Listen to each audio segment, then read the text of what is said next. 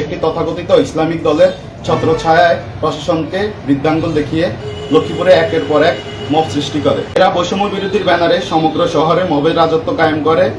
বৈষম্য বিরোধীর কমিটির সারা দেশে কিন্তু বিলুপ্ত ঘোষণা করা হয়েছিল, তারপরেও তারা বৈষম্য বিরোধীর নামে এই মব সৃষ্টি কায়েম করে আসছে। 4/4/2026 তারিখে রাতে সোশ্যাল মিডিয়াতে হাবিবুর রহমান ফাহিম নামে এক ব্যক্তি জুলাই ফাইটার্স আকবর হোসেন মুন্না বিরুদ্ধে ষড়যন্ত্রমূলক ফেসবুকে পোস্ট করে। পোস্টে সে বলে যে আকবর হোসেন মুন্না তাকে হত্যার উদ্দেশ্যে হামলা করে এবং সেই ঘটনাকে কেন্দ্র করে গতকাল বাদ আসর শহরের মুখ সৃষ্টি করার জন্য তারা তথাকথিত বিক্ষোভ মিছিলের ডাক দেয়। অথচ গতকাল প্রেস ক্লাবের সামনে সংবাদ সম্মেলনে আমরা তাদেরকে একদম স্বাভাবিক এবং সুস্থ অবস্থায় দেখতে পাই।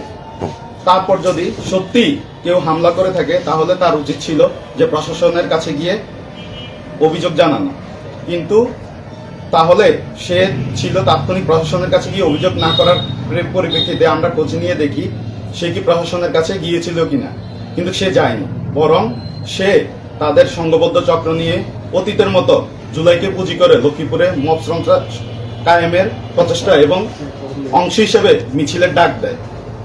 গতকাল ঘোষিত বিক্ষোভ মিছিলের কর্মসূচির আড়ালে মূলত তাদের পরিকল্পনা ছিল শহর এবং মব সৃষ্টি করে শান্ত লক্ষ্মীপুরকে অশান্ত করে তোলা। আপনারা নিশ্চয়ই অবগত আছেন 5 আগস্ট শেখ হাসিনার পতন পর থেকে লক্ষ্মীপুরের সম্বন্ধে পরিচয়ে একটি সংঘবদ্ধ চক্র একটি তথাকথিত ইসলামিক দলের ছত্রছায়ায় প্রশাসনকে বৃদ্ধাঙ্গুল দেখিয়ে লক্ষ্মীপুরে একের পর এক মব সৃষ্টি করে। এই মব সৃষ্টিকারী সংগঠন ছাত্র সংগঠনের সক্রিয় নেতাকর্মীরা। এরা বৈষম্য বিরোধীর ব্যানারে সমগ্র শহরে মবের রাজত্ব কায়েম করে। বৈষম্য বিরোধীর কমিটির সারা দেশে কিন্তু বিলুপ্ত ঘোষণা করা হয়েছিল, তারপরেও তারা বৈষম্য বিরোধীর নামে এই মব সৃষ্টি কায়েম করে আসছে। প্রিয় সাংবাদিকবৃন্দ, আপনারা নিশ্চয়ই অবগত রয়েছেন এই মব সৃষ্টিকারীর হাত থেকে রক্ষা পায়নি রুবেল হোসেন নামের আমাদের এক সহকর্মী। তাছাড়াও ওনাকে নির্মমভাবে অত্যাচার করে পুলিশের হাতে দেওয়া হয়েছিল। আরও একজন আছে যার নাম হচ্ছে জিশান। জিশান কিন্তু আমাদের সাথে জুলাই আন্দোলনের সম্মুখ সারির একজন নেতা হিসেবে কাজ করেছিল।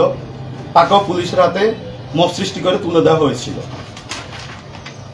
লক্ষ্মীপুর বালিকা বিদ্যানিকেতনের প্রধান শিক্ষক আবুল হোসেন স্যারকেও এইভাবেই মব সৃষ্টি করে আইনের গুম করা হয় এবং 4 থেকে 5 ঘন্টা ওনাকে গুম করে তার কাছ থেকে আর্থিক লেনদেনের মাধ্যমে তাকে আবার ছেড়ে দেওয়া হয়। এরা প্রত্যেকে বহিরাগত, শহরের বাইরে থেকে এসে এরা শহরের উপরে ত্রাসের রাজত্ব কায়েম করে চালাচ্ছে। এদের ভয়ে শহরবাসী এবং সাধারণ মানুষ, ব্যবসায়ী যেভাবে আতঙ্ক, ঠিকমতো তারা প্রশাসন এবং সরকারি অফিসগুলো ভয়ে আছে।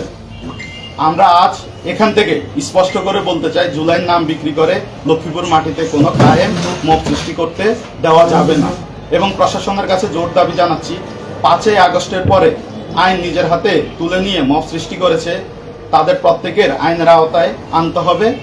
একটি শান্তিপূর্ণ নিরাপদ লক্ষ্মীপুর গঠন করাই আমাদের প্রতিশ্রুতি।